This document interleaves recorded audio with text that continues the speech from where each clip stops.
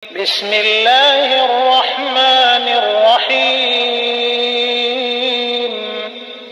Assalamualaikum warahmatullahi wabarakatuh. Alhamdulillah atas nikmat Islam dan iman. Alhamdulillah atas nikmat kehidupan, nikmat kesempatan beramal saleh, nikmat juga bertaubat dari dosa-dosa. Alhamdulillah atas nikmat negeri yang kaya dan masyarakat yang dikenal dengan keramah tamahan. Alhamdulillah atas nikmat ilmu, harta, pasangan, keturunan dan semua nikmat Allah. Alhamdulillah ala kulli hal.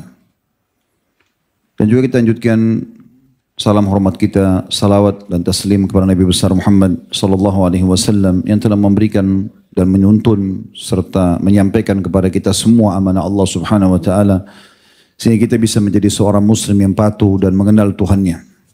Nah, ini penting untuk digarisbawahi teman-teman sekalian. Jadi di sini perlu kita garis bawahi baik-baik. Makanya pernah ada seseorang dari hadits Uqbah bin Amir radhiyallahu anhu, beliau mengatakan satu hari dia bertanya, Uqbah bin Amir bertanya kepada Nabi SAW, ya Rasulullah, apa dan bagaimana keselamatan itu? Ini maknanya luas sekali ya. Saya selamat dari hukuman Allah, selamat juga dari kebencian manusia. Baik di dunia maupun di akhirat. Nggak ada musuh saya, nggak ada masalah. Apa itu keselamatan? Dan bagaimana caranya supaya saya selamat? Perhatikan wasiat Nabi SAW dalam hadis sahih, diriwayatkan Tirmidzi. Kata beliau 3 wasiatnya. Ya saya langsung terjemahkan saja, jaga lisanmu. Yang keluar ini hanya baik. Seorang muslim yang keluar dari lisannya emas. Tanda kutip di sini ya. Semuanya kalau bukan zikir, doa, nasihat, semua yang baik-baik.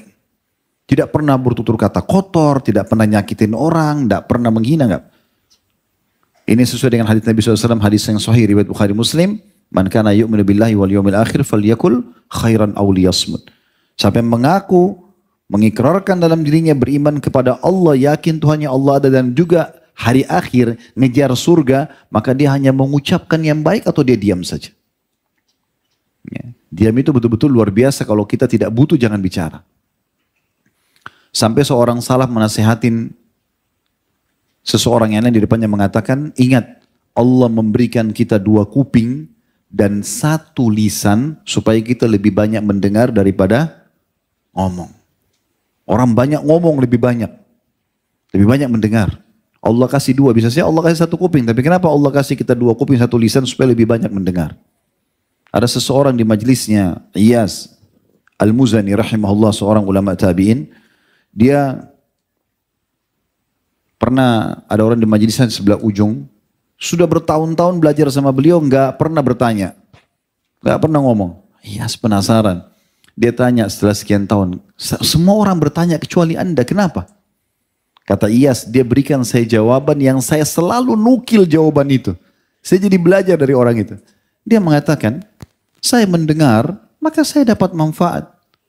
Dan saya diam, maka saya selamat. Artinya dengar, kalau itu baik kita ambil. Kalau tidak baik ya sudah, kita tinggal sortir aja kan. Kan dengar. Dan saya diam, saya bicara yang penting saja, maka saya selamat. Kita sudah pernah titik beratkan di beberapa dosa yang lalu ya. Semoga Allah selamatkan tentang masalah lisan. Hati-hati teman-teman, perkataan itu kalau masih di mulut kita, masih milik kita. Tapi kapan sudah antum keluarkan, itu seperti bola liar, milik orang semuanya. Dan pepatah, seorang penyair mengatakan dalam pepatah yang kurang lebih terjemahnya dalam bahasa Indonesia, ini bahasa Arab ya. Terjemahannya dia mengatakan, kalau kau titipkan emas pada orang, pastikan tidak akan bertambah. Tapi kalau titipkan kata-kata, pastikan bertambah. Antum bicara 1 paragraf nih, pesan sama orang, akan jadi 2 paragraf sama dia. Orang ketiga 3 paragraf, orang keempat begitu. Akan kemana-mana. Dan akan menjadi sebuah kebohongan yang sangat besar. Kalau sudah orang yang ke-10, orang yang ke-11. Ya. Jaga lisanmu, pesan pertama Nabi SAW. Itu keselamatan. Kemudian yang kedua, tetaplah di rumahmu. Subhanallah, pandemi kemarin mengajarkan kita ini. Kalau antum lagi tidak ada kebutuhan, jangan keluar rumah. Tidak usah keluar rumah. Habisin waktu di luar untuk apa? Darurat kalau keluar. Keluar itu sesuai dengan kebutuhan. Jangan keinginan. Kalau keinginan tidak akan pernah selesai. Angan-angan keinginan tidak akan selesai. Makanya kata Nabi SAW, tidak akan puas anak Adam sampai apa? tanah kuburan dimasukkan ke mulutnya.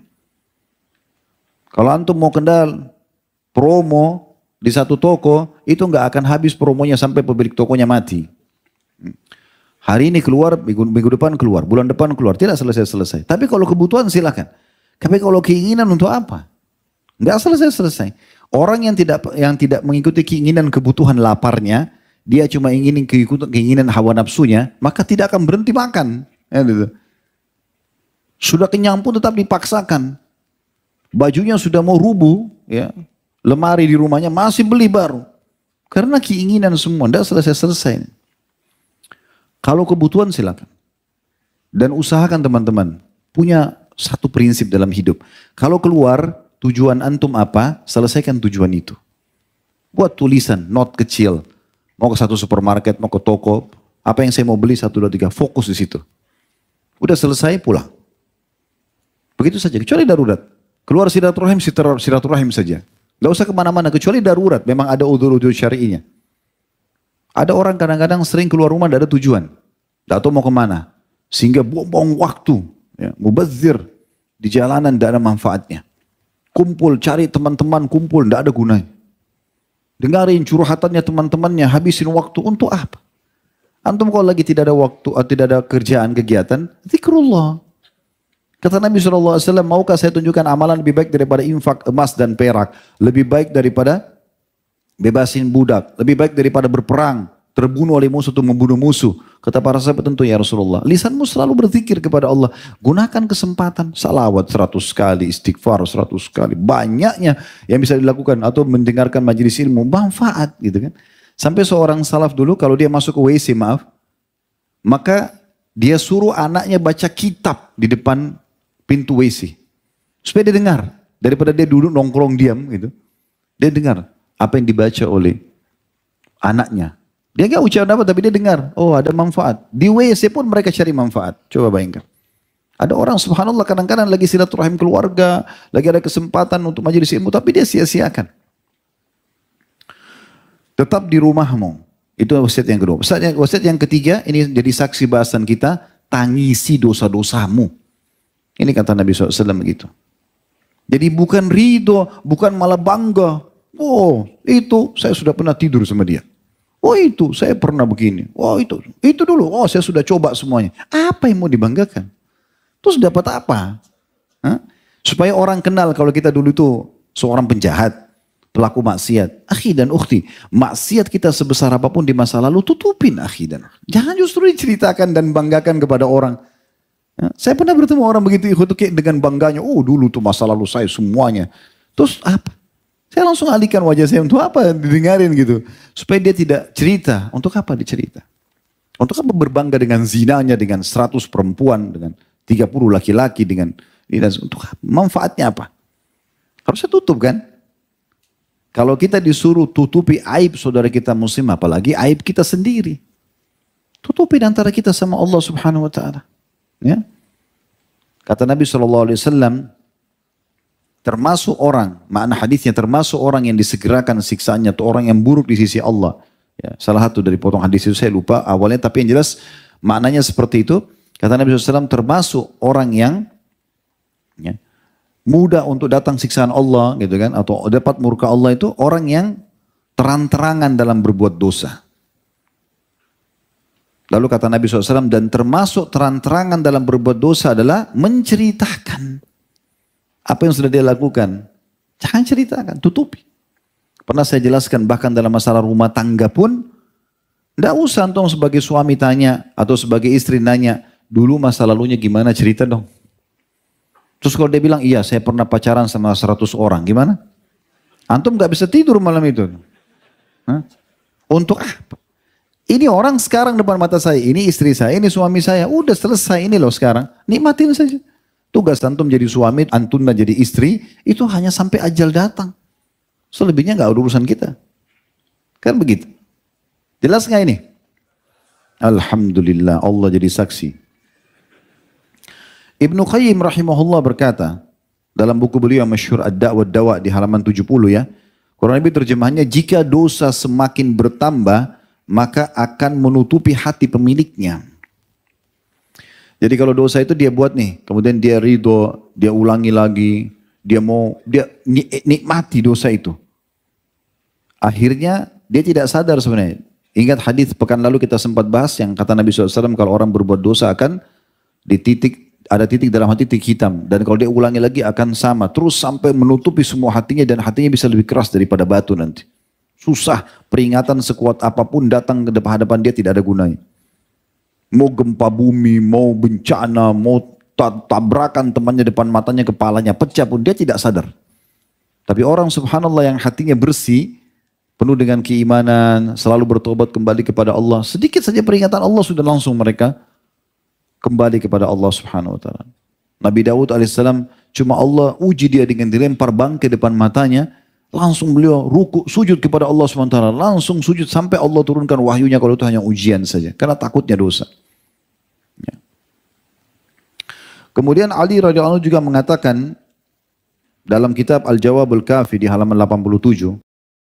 Ini dinukil juga oleh Ibnu Qayyim rahimahullah perkataan beliau, Ali radhiyallahu anhu, "Ma nuzzila bala'un illa bidham." Ketahuilah tidak ada bala, enggak ada cobaan, enggak ada gangguan yang turun kepada seseorang kecuali karena dosa. Jadi sadari ini teman-teman, setiap perbuatan dosa bisa mendatangkan bala, lalu untuk apa? Gitu kan? Sudah kita jelaskan perbuatan yang lalu, dosa itu untuk dipelajari dan dijauhi. Amal soleh untuk dipelajari dan dikerjakan. Dan tidak ada yang bisa mengubah kita menjadi orang yang lebih patuh, meninggalkan dosa, itu kecuali diri kita sendiri. Kami di majelis ilmu begini cuma bisa teriak-teriak, ngomong gini, pakai mikrofon, antum dengar, antum sendiri yang tentukan. Harus kita ubah diri kita menjadi orang yang lebih baik. Dan tidak usah peduli dengan perkataan orang, sering saya katakan itu. Kata beliau, "Manuzzila bala'un illa bidham." Tidak ada bala yang turun Allah datangkan kepada seseorang kecuali karena dosa. "Wala rufi'a bala'un illa bitaubah." Dan ketahuilah tidak ada yang bisa mengangkat bala, ujian apapun. Jadi teman-teman yang hadir sini punya merasa ada ujian dalam dirinya, antum mau angkat itu, ini wasiat Ali. Dan tidak akan diangkat bala itu kecuali dengan taubat. Itu saja kuncinya. Penyakit, gangguan orang, terlilit utang, ribut rumah tangga, belum punya keturunan, apa saja bala ujiannya, taubat kuncinya. Taubat yang nasuha kepada Allah, aman. Itu saja kuncinya. Sisi yang lain, obat dokter, ya, nasihat orang lain, itu semua hanya pelengkap saja. Intinya itu. Ibnu Qayyim juga mengatakan di antara akibat dari berbuat dosa adalah mendatangkan musibah atau bencana. Di antara akibat dari berbuat dosa adalah mendatangkan musibah. Tadi kan disebutkan juga bala, ya. Oleh karena itu, hilangnya sebuah nikmat dari seorang hamba adalah karena dosa. Ini peka ya. Jadi kalau ada musibah yang datang, antum lagi nikmatin, misal contoh suami istri nikmatin biologisnya, halal. Tapi dia buat dosa nih, salah satunya atau kedua-duanya buat dosa, sama-sama buat dosa. Maka Allah hilangkan kenikmatan itu. Atau misalnya yang lainnya, hal yang lain apa saja. Allah bisa angkat kenikmatan itu. Jadi kata beliau, di antara akibat berbuat dosa adalah mendatangkan bencana. Dan juga hilangnya sebuah nikmat dari seorang hamba adalah akibat dosa. Diambil dari kitab Al-Jawabul Kafi di halaman 87.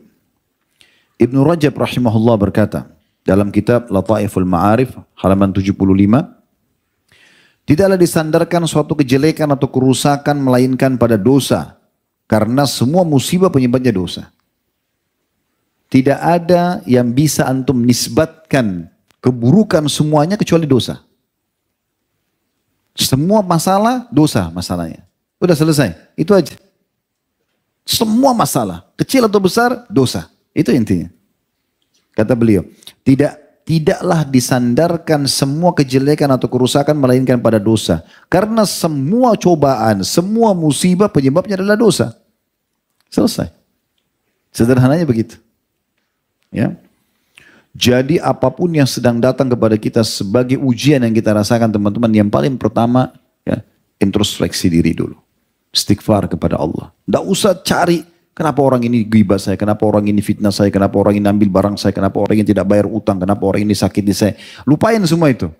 Karena itu semua datang sebabnya dari antum. Dosa dari sini. Istighfar kepada Allah, taubat. Kalau perlu sholat taubat, tulus kepada Allah SWT. Selesai semua itu. Itu intinya sebenarnya. Kalau antum pulang malam ini bawa poin ini selesai. Ini poin pentingnya. Dan subhanallah ada sebuah poin saya ambil dari apa yang tadi saya sampaikan itu. Setelah disusun dari beberapa poin yang Allah mudahkan tadi.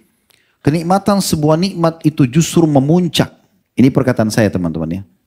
Saya melihat kenikmatan sebuah nikmat memuncak dan maksimal di saat dosa-dosa dan pelanggaran dijauhi. Contoh misal, saya kembali ke hubungan biologis suami istri. Ini yang bujang-bujang mohon maaf sudah, apa boleh buat. Ya. Jadi kalau orang hubungan suami istri misalnya di sini yang sudah berumah tangga, rasakan kenikmatan. Kenikmatan itu akan memuncak dan bertambah di saat antum jauhi dosa. Coba antum muhasabah, introspeksi diri, apa nih masalahnya? Ada dosa nggak yang saya lihat? Dari tontonan, dari hal yang didengar, dari jaman tangan, dari pekerjaan. Coba antum muhasabah. Kalau antum bisa perbaikin itu, kenikmatannya akan memuncak. Akan lebih naik lagi, lebih nikmat lagi. Allah datangkan di situ. Antum heran, loh kok bisa ya pasangan saya lebih puaskan saya? Kok bisa? Itu Allah datangkan. Kenikmatan makanan, kenikmatan minuman, kenikmatan kedudukan, kenikmatan semuanya itu akan memuncak di saat antum jauhi dosa. Luar biasa puncaknya itu. Bahkan banyak mara bahaya, berapa banyak mara bahaya yang diselamatkan darinya seseorang justru karena dia menjauhkan diri dari dosa-dosa itu. Baik, ada hal yang saya ingin tambahkan teman-teman sekalian dalam hal ini. Ada hadis Al-Ursh atau Al-Urs ya, bin Amir Al-Kindi radhiyallahu anhum. Beliau menyampaikan dari Nabi SAW, hadis ini diriwayatkan oleh Abu Daud dan juga disahihkan oleh Syalbani dalam Sahih Abu Daud ya. Beliau mengatakan, kata Nabi SAW, "Idza umilatil khati'atu fil ard." Kalau dosa-dosa itu dikerjakan di muka bumi atau di suatu tempat, kana man syahidaha fakarihaha, maka orang-orang yang membenci dosa yang sedang terjadi itu, atau dalam riwayat lain angkaraha, memungkiri, kaman ghaba anha, seakan-akan orang yang tidak hadir di situ. Wa man ghaba anha faradiha kana kaman syahidaha. Namun sebaliknya kalau ada orang tidak hadir di tempat maksiat itu, tapi dia ridho dengan maksiat itu, dianggap itu sebuah prestasi, oke saja, nggak masalah. Oh temannya buka ini tempat maksiat, oke dia oke saja. Maka dia juga seperti orang yang hadir dan melakukan dosa itu. Ini sabda Nabi SAW. Saya ulangi ya. Kata Nabi SAW, jika diketahui ada suatu dosa, perbuatan dosa di satu wilayah di muka bumi ini, orang yang hadir di tempat tersebut namun dia memungkirinya. Dia nggak suka. Antum lewat satu tempat maksiat, semoga Allah hilangkan kemaksiatan. Antum mungkiri, misalnya dalam hati saja. Dan kita tidak punya kekuatan tangan, tidak bisa nasihatin, dalam hati saja. Dan saya yakin teman-teman, sekian Masya Allah berapa ribu orang hadir ini. Kalau kita semuanya melewatin satu tempat kemungkaran dan kita semuanya sepakat dengan doa saja, ya Allah hilangkan kemungkaran ini. Satu orang diijabah sudah selesai sebenarnya. Dan itu sudah cukup kita lepas dari hisab Allah SWT hari kiamat. Kata Nabi SAW, saya ulangi, jika diketahui ada suatu perbuatan dosa di satu tempat, orang yang hadir di tempat tersebut namun ia membenci perbuatan dosa tadi, dalam riwayat lain ia memungkiri perbuatan dosa itu, maka ia seakan-akan tidak hadir di situ. Dia selamat dari situ. Kalau Allah datangkan hukuman, ya, Allah tanya hari kiamat, dia selamat karena dia pungkiri. Antum lihat pelang iklan kemungkaran, antum lihat orang lagi ciuman di pinggir jalan, oh ya Allah hilangkan kemungkaran. Antum aman sudah, selamat. Namun kata Nabi SAW, orang yang tidak hadir di tempat tersebut hanya saja meridhoi perbuatan dosa itu. Antum lagi nonton TV, ada satu kemungkaran terjadi, orang mabuk-mabuk pesta di satu negara. Oh enak bener, coba saya di sana saya juga ikut-ikutan. Tahun baru, mabuk-mabukan, peluk-pelukan, buat maksiat. Atau ada tontonan tentang orang di diskotik, apalah. Lalu dia ridho dengan itu, dia tidak hadir. Kata Nabi SAW, Ya. Dan bila ada orang yang tidak hadir di tempat dosa itu, namun meridhoi perbuatan dosa tersebut, maka ia sama seperti orang yang hadir di tempat itu.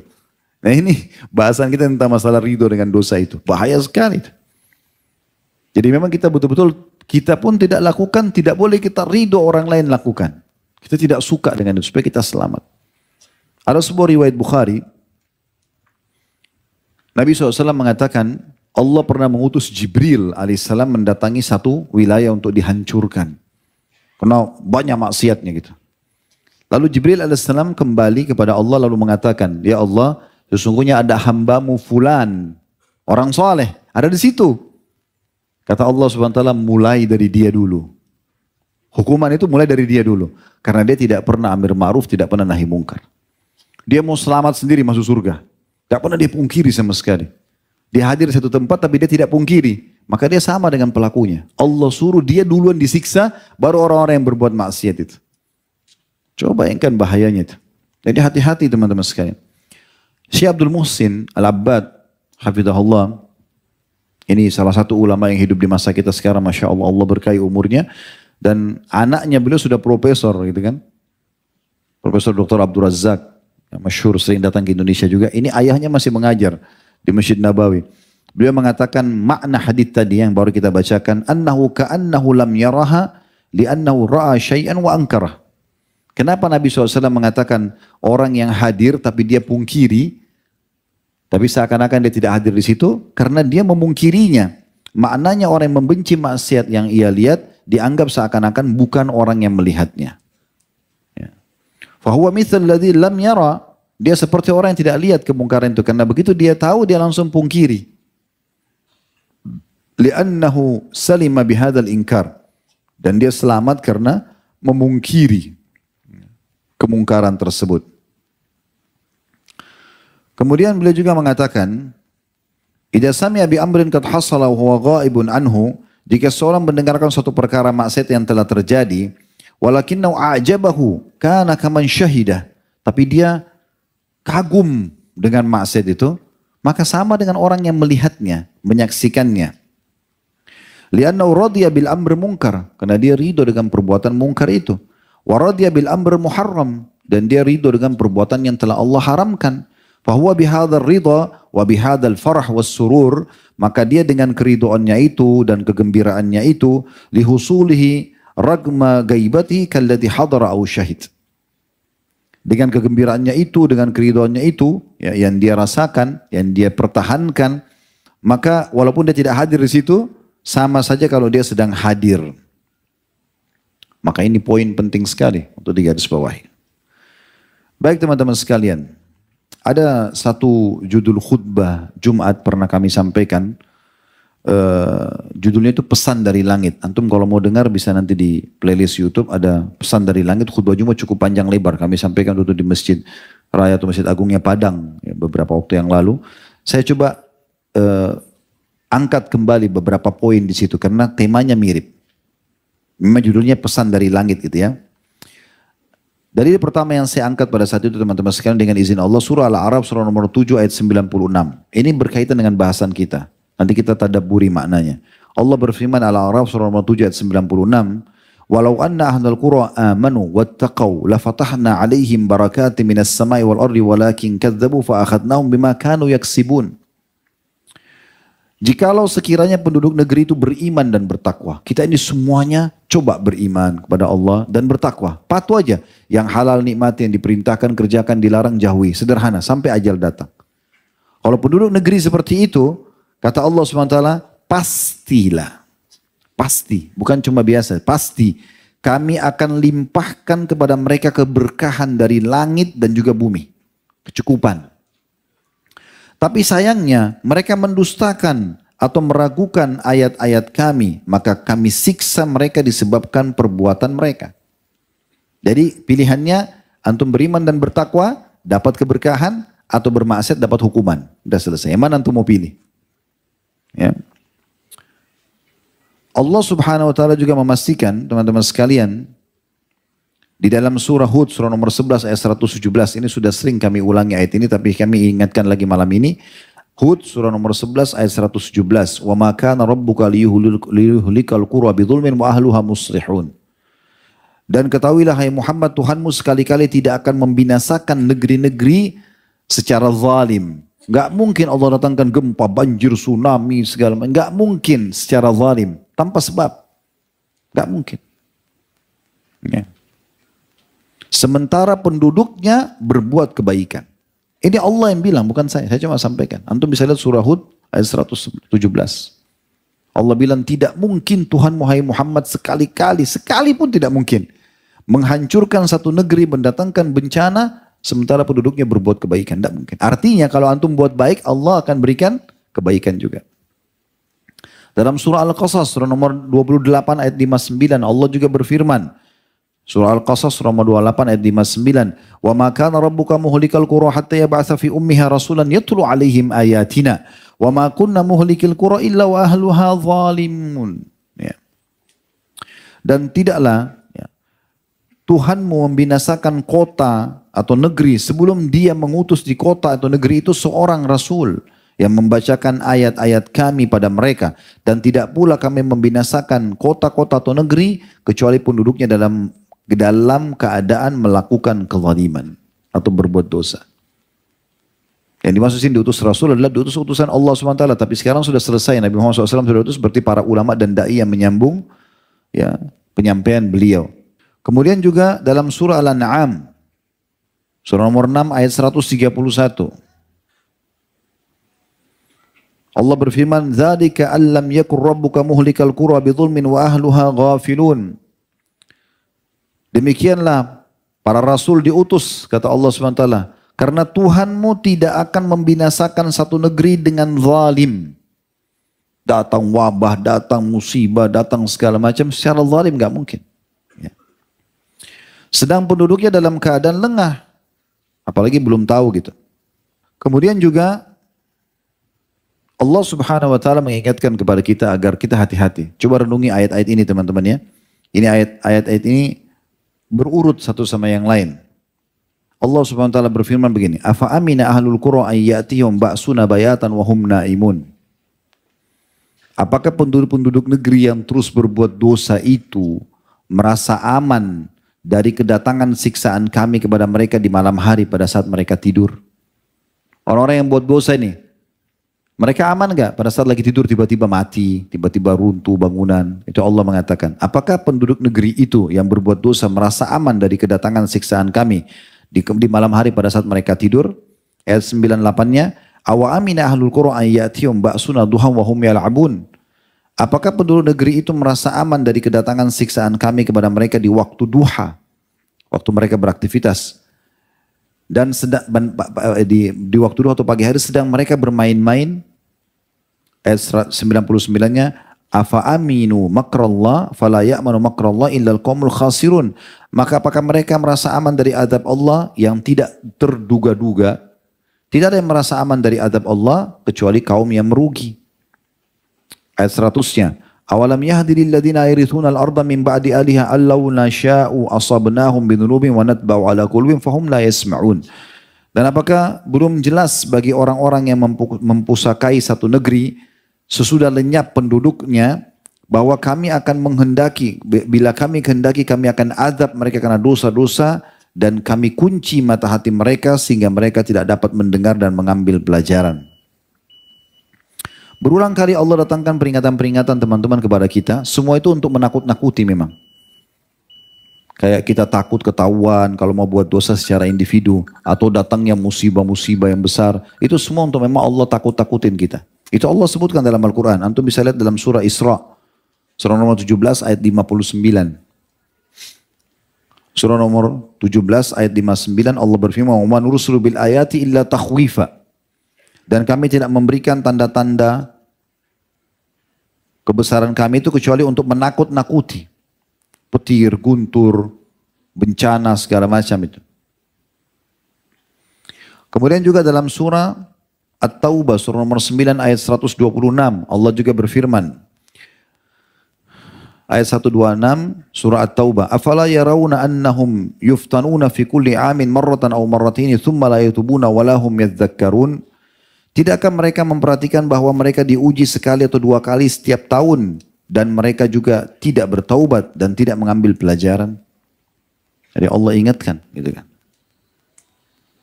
Kemudian dalam surah As-Sajdah, surah nomor 32 ayat 21 juga Allah berfirman. As-Sajdah 32 ayat 21. وَلَنُذِيقَنَّهُمْ مِنَ الْعَذَابِ الْأَدْنَى دُونَ الْعَذَابِ الْأَكْبَرِ لَعَلَّهُمْ يَرْجِعُونَ.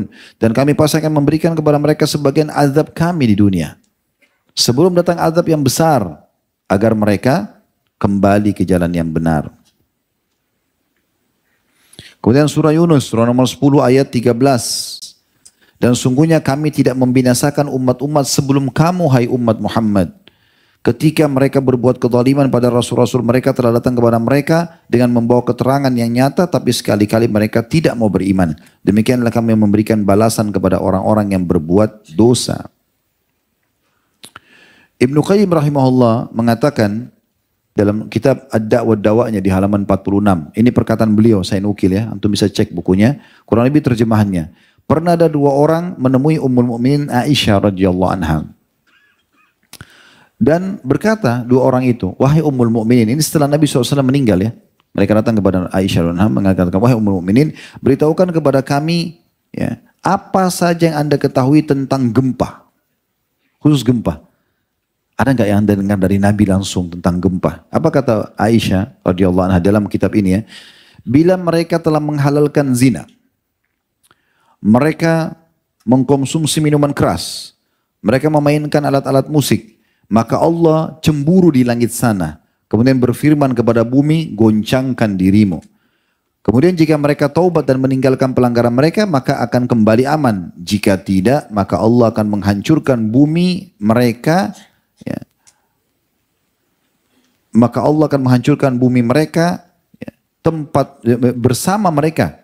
Maka Allah akan menghancurkan bumi dan membinasakan mereka bersama bumi tersebut. Ini perkataan Aisyah radhiyallahu anha. Setelah tadi perkataan Aisyah radhiyallahu anha tentang masalah sebab gempa, menurut gambaran beliau, kemudian teman-teman sekalian kalau pernah dengar tentang kaum Nabi Yunus ya, pernah dengar? Wilayahnya Nainawa di wilayah Irak. Itu satu-satunya negeri yang Allah sudah datangkan tanda-tanda bencananya, hukumannya. Sudah mulai gelap langit, turun hujan, sudah mulai bumi bergetar dan mengeluarkan air. Di saat itu mereka bisa selamat. Satu-satunya kaum yang Allah sudah datangkan hukuman, tapi mereka bisa selamat cuma kaumnya Nabi Yunus. Ada sebabnya. Semua kaum Nabi Lut, kaum Nabi Shu'aib, kaum Nabi Saleh, semua Allah binasakan, hancur. Kaum Nabi Lut ya. Tapi kaum Nabi Yunus selamat. Perhatikan Allah sebutkan di dalam Al-Quran ya. Dalam surah Yunus ayat 98. Surah nomor 10 ayat 98. Bunyinya, فَلَوْلَا كَانَتْ قَرْيَةٌ آمَنَتْ فَنَفَعَهَا إِيمَانُهَا إِلَّا قَوْمَ يُونُسَ لَمَّا آمَنُوا كَشَفْنَا عَنْهُمْ عَذَابَ الْخِزْيِ فِي الْحَيَاةِ الدُّنْيَا وَمَتَّعْنَاهُمْ إِلَى حِينٍ. Dan mengapa tidak ada penduduk suatu negeri yang beriman, lalu imannya bermanfaat untuknya selain kaum Yunus. Tak kala mereka beriman, maka kami angkat atau jauhkan dari mereka azab yang menghinakan di kehidupan dunia dan kami berikan kesenangan kepada mereka sampai waktu tertentu. Apa maknanya ayat ini teman-teman? Jadi waktu Nabi Yunus alaihissalam meninggalkan kaumnya karena mereka didakwahi tidak mau dengar, dua sisi, kaumnya tidak mau dengar, mereka salah. Ya. Sisi yang lain, Nabi Yunus juga tanda kutip sini keliru, karena beliau tinggalkan lokasi dakwah sebelum ada perintah Allah. Jadi akad antara nabi-nabi dan Allah subhanahu wa ta'ala diantaranya adalah mereka tidak boleh tinggalkan lokasi dakwah sampai Allah suruh mereka pindah. Contoh kaum Nabi Ibrahim AS pada saat Allah memang suruh perintahkan beliau pindah, tinggalkan negara Irak, Babilonia, karena ada Namrud yang tidak mau beriman, baru beliau pindah hijrah ke Palestina. Nabi Musa alaihissalam pada saat mereka Fir'aun tidak mau beriman, Allah pindahkan mereka ke Palestina. Nah itu karena ada perintah. Tapi Nabi Yunus tidak. Beliau mohon-mohon kepada Allah, ya Allah kaum ini tidak mau dengar, mereka tetap sembah berhala, berikan saya lokasi lain. Allah belum kasih jawaban. Tapi inisiatif dari beliau, beliau tinggalkan lokasi dakwanya. Akhirnya beliau dihukum sama Allah kan. Kisah yang masyhur. Beliau coba naik kapal, akhirnya Allah buat kapal itu dihantam dengan ombak. Sebab Allah datangkan, akhirnya kapten kapalnya mengatakan sepertinya tidak bisa ini. Beban kapal harus dikurangi karena ombak terlalu kuat. Mereka keluarkan barang-barang mereka tidak cukup. Akhirnya mereka bilang harus ada orang yang dibuang. Setiap diundi nama pasti namanya Nabi Yunus yang keluar. Nah pada saat beliau sudah 2-3 kali diundi, karena waktu saat yang pertama keluar, yang kedua keluar, orang-orang mengatakan kami tahu ini Nabi. Mungkin bukan dia, biarkan kami. Kalau nama seorang dari kami yang keluar kami mau dilempar gitu. Tapi tetap saya nama Nabi Yunus yang keluar. Setelah yang ketiga kali Nabi Yunus mengatakan mungkin ini memang peringatan dari Allah karena saya tinggalkan Nainawa. Maka beliau loncat ke laut, begitu loncat ditelan oleh ikan. Ini masyhur, kata Allah SWT Al-Quran, kalau dia bukan termasuk orang yang banyak berzikir, kami akan biarkan dia di perut ikan tersebut sampai hari kebangkitan, kan gitu. Tapi ringkas cerita, kita tidak bicara Nabi Yunusnya. Nabi Yunus SAW akhirnya bertobat kepada Allah, mengucapkan di perut ikan tersebut, La ilaha illa anta subhanaka inni kuntu minadh dhalimin, berulang sampai Allah muntahkan dia dari mulut ikan tersebut, lalu kemudian Allah kembalikan dia ke Nainawa. Tapi negeri Nainawa ini jadi saksi bahasan kita. Jadi waktu Nabi Yunus tinggalkan, Nabi Yunus dihukum sama Allah, kaum ini pun dihukum. Karena mereka tidak mau beriman kepada Nabi Yunus AS, Allah datangkan badai, Allah datangkan mendung, hujan deras. Mereka coba berlari. Seperti umumnya orang kalau mau datang siksaan melarikan diri dari gempa, dari bencana segala macam. Kepala mereka, kalau kita bahasakan kepala suku atau raja mereka di situ, tiba-tiba berakal nih. Dia mengatakan begini, percuma jangan kalian pergi. Dia teriak-teriak kepada kaum yang sedang melarikan diri, jangan kalian. Sepertinya ini yang diancamkan oleh Yunus kepada kita. Coba sekarang, kita semuanya nyatakan diri kita beriman kepada Tuhannya Yunus. Maka mereka rame-rame sujud, mereka rame-rame minta kepada Allah menyatakan beriman. Tiba-tiba pada saat itu, langit berhenti turunkan hujan, cerah kembali, mereka kembali senang, mereka kembali selamat. Ini yang Allah ceritakan dalam surah Yunus tadi. Tidak ada negeri-negeri yang bermanfaat imannya di saat azab datang kecuali Yunus, kaumnya Nabi Yunus. Karena pada saat azab sudah mau datang pun, bahkan sudah datang sebagiannya, tapi karena mereka mau taubat, selamat. Berarti apa di sini teman-teman? Kalau kaum satu negeri bisa Allah selamatkan dari siksa begitu, apalagi kalau kita secara individu saja. Berarti lebih bisa, gitu kan? Walaupun sudah berat siksaan antum merasakan, antum masih bisa kembali kepada Allah dan Allah bisa hilangkan penyakit antum, utang terlilit, masalah-masalah semua akan hilang. Kuncinya tadi taubat gitu. At-Tabari berkata, rahimahullah dalam tafsir beliau, di jilid 17 halaman 478, bahwa pernah terjadi gempa di Kufah pada masa Abdullah bin Mas'ud radhiyallahu anhu. Gempa terjadi di masa itu di Irak. Maka Abdullah bin Mas'ud berkata pada saat gempa terjadi, wahai sekalian manusia, sesungguhnya Allah menginginkan kalian bertaubat kepadanya, maka segeralah kembali kepada Allah.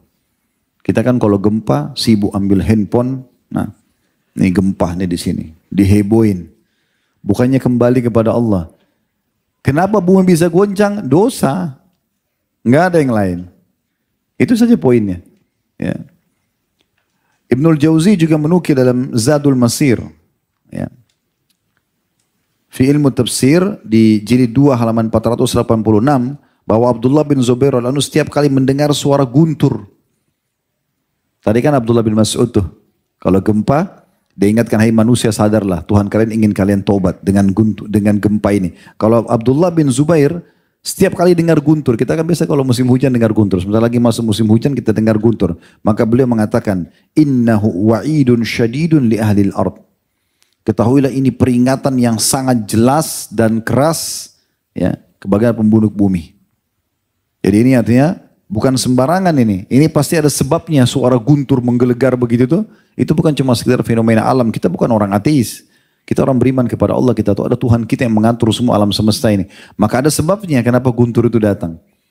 Abdullah bin Zubair memberikan pelajaran kepada kita. Dan itu disebutkan oleh Ibnu Qayyim al-Jauzi atau Ibnul Jauzi rahimahullah. Bahwasanya ini adalah peringatan tegas dan keras dari Allah yang ada di langit sana kepada penduduk bumi. Harus segera taubat. Kemudian teman-teman sekalian, Ali bin Abi Thalib juga berkata, yang aneh adalah ada orang yang binasa padahal bersamanya keselamatan. Yang aneh ada orang yang tidak sembuh penyakitnya, tidak lunas utangnya, tidak diberikan keturunan, tidak dapat pasangan, tidak berhasil usahanya, tidak berhasil kuliahnya, sementara keselamatan ada sama dia. Yang aneh adalah orang binasa padahal keselamatan bersamanya.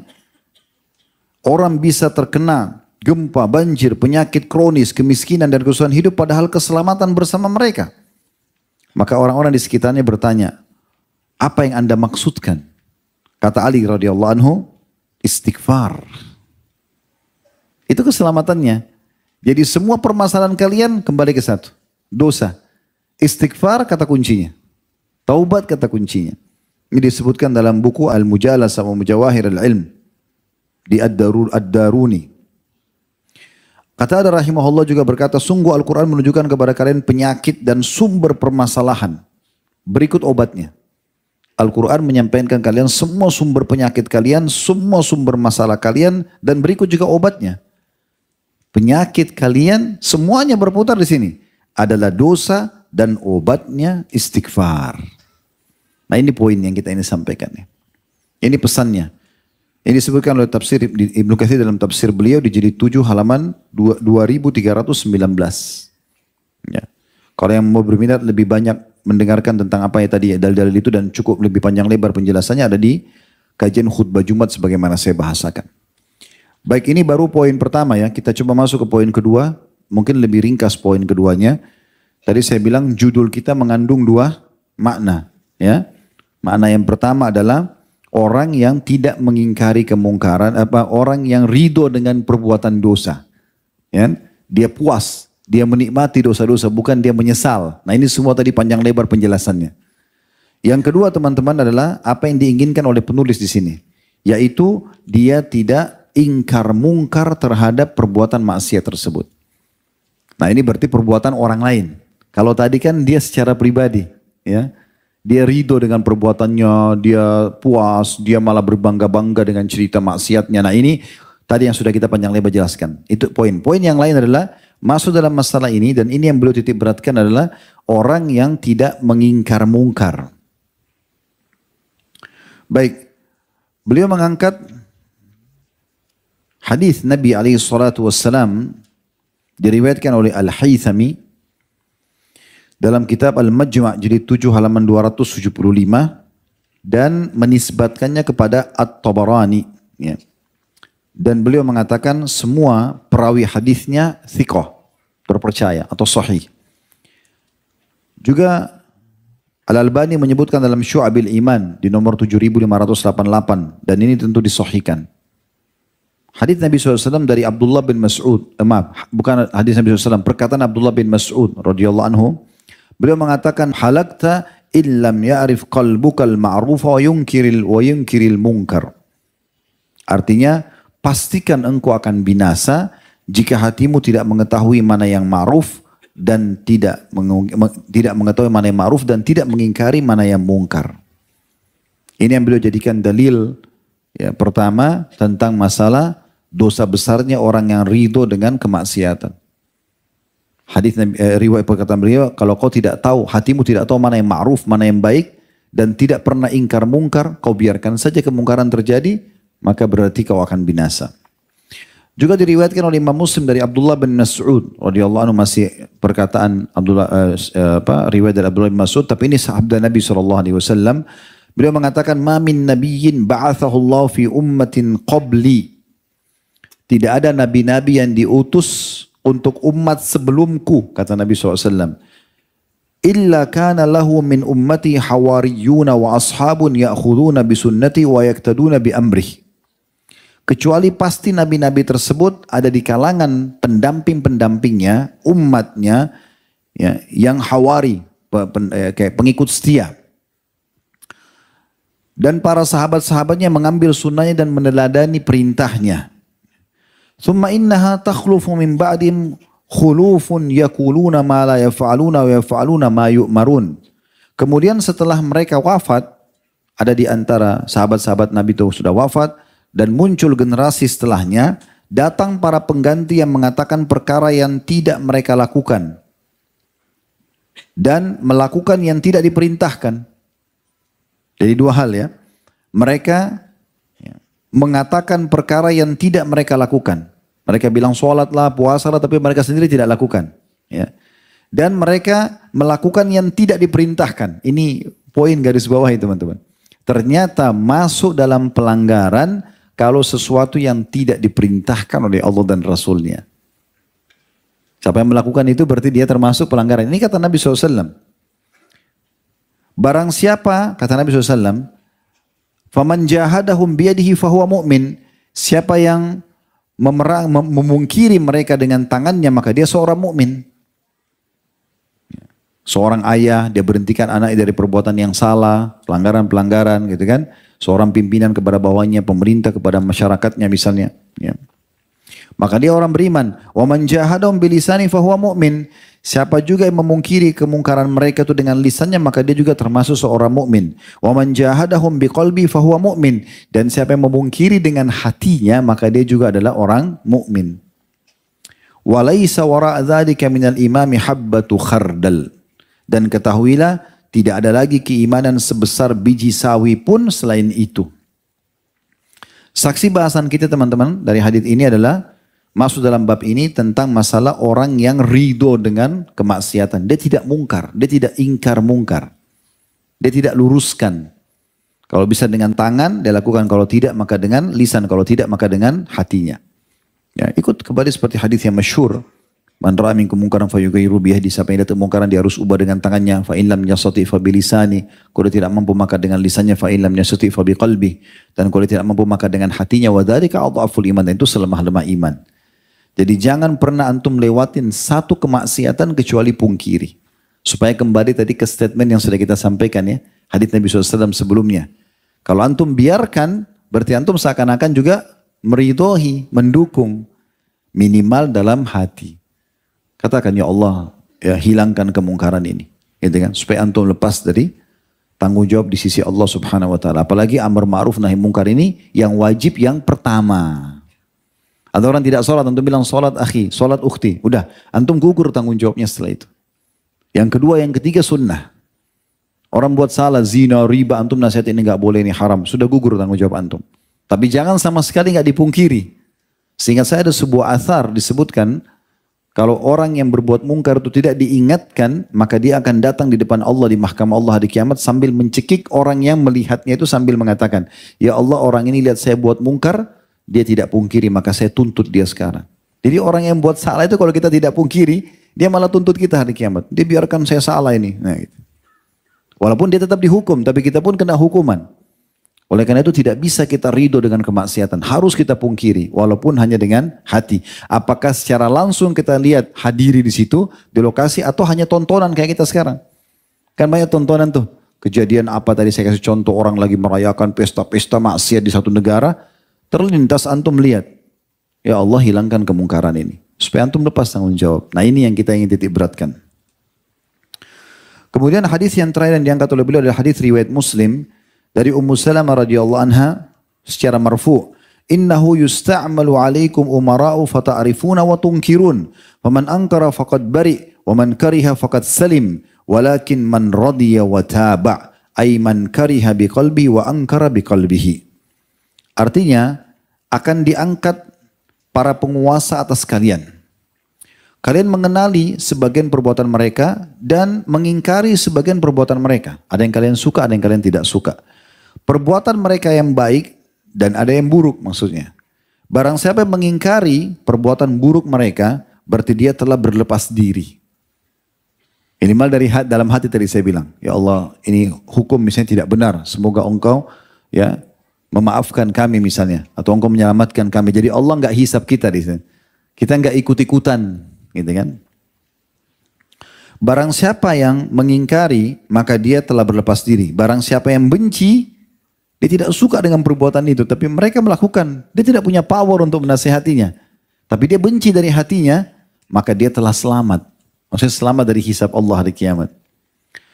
Tetapi orang yang ridho perbuatan mereka dengan hatinya dan mengikuti mereka, bahkan mendukung, maka dia telah bersama-sama dengan mereka dalam kemaksiatan. Yaitu barang siapa yang membenci dan mengingkari dengan hatinya. Diriwayatkan dalam riwayat lain, as-sahihain, fa'ulaika humul halikun. Maka orang-orang yang mengikuti dan mendukung itu, mereka adalah orang-orang yang pasti binasa. Ini maknanya ridho dengan perbuatan mungkar yang ada. Itu teman-teman sekalian, kita nggak bisa hilangkan kemungkaran 100% ya. Ini sering kami ingatkan sebelum pandemi dulu. Tolok ukur kita adalah kehidupan baginda Nabi SAW di Madinah. Di fase itu ada 4 golongan manusia. Ada orang-orang kafir, ada kaum Yahudi, Kainuqa, Nadir, dan Quraidah, 3 suku di Yahudi di Madinah. Ya. Mereka hidup bersama Nabi SAW. Nabi dakwahi, tapi kalau mereka tidak mau, ya Nabi tidak paksa. La ikraha fid din, tidak ada paksaan dalam agama. Gitu kan? Mereka sudah tahu Nabi, mereka sudah didakwahi, mereka tidak mau dengar, ya sudah. Gitu kan? Tapi ada ini, dan Nabi ajarkan kita bagaimana bermuamalah dengan orang-orang kafir. Bagaimana kita boleh silaturahim dengan kerabat kita yang non-muslim, bagaimana kita boleh membantu mereka. Intinya tidak boleh dukung ibadahnya saja. Kalau ibadah lakum dinukum waliyadin. Kan gitu. Ini sudah diajarin. Tapi kita tetap boleh baik, bertetangga dengan baik dan segala macam. Bahkan kita tidak boleh mengganggu mereka. Karena kata Nabi SAW, siapa yang menyakiti zimmi, orang kafir di bawah naungan pemerintah Islam atau punya perdamaian dengan Islam, maka dia akan jadi musuhku pada hari kiamat. Kemudian yang kedua adalah orang munafik. Walaupun ini berbahaya kelompok ini karena mereka berbaju seperti baju kita, ya berpenampilan seperti kita, namanya nama Islam. Pemimpinnya di zaman Nabi Abdullah namanya. Ya. Tapi mereka ini berwajah dua, pura-pura Islam. Tapi Nabi SAW juga sudah ajarkan bagaimana bermuamalah dengan mereka. Kita hukumi mereka secara zahir. Oh, zahir mereka muslim, mereka sholat sama kita. Di masjid Nabi dulu hadir mereka di majelis-majelis Nabi. Ikut sholat. Bahkan Abdullah itu pada saat mau wafat dia undang Nabi ke rumahnya. Nabi datang, Nabi dakwahi. Tapi waktu didakwahi tetap dia tidak mau. Dia mengatakan, hai Muhammad sudahlah nggak usah bicara ini. Sekarang saya lagi cari mana partner saya dari orang Yahudi. Dia sebut-sebut begitu. Saya cuma minta kalau saya mati nanti tolong bajumu ini jadikan kain kafan saya. Nabi kasih. Tapi tidak ada manfaatnya buat dia gitu. Dan setiap kali ada orang munafik yang ketahuan. Dan ada sahabat yang mengatakan, ya Rasulullah izinkan saya penggal lehernya.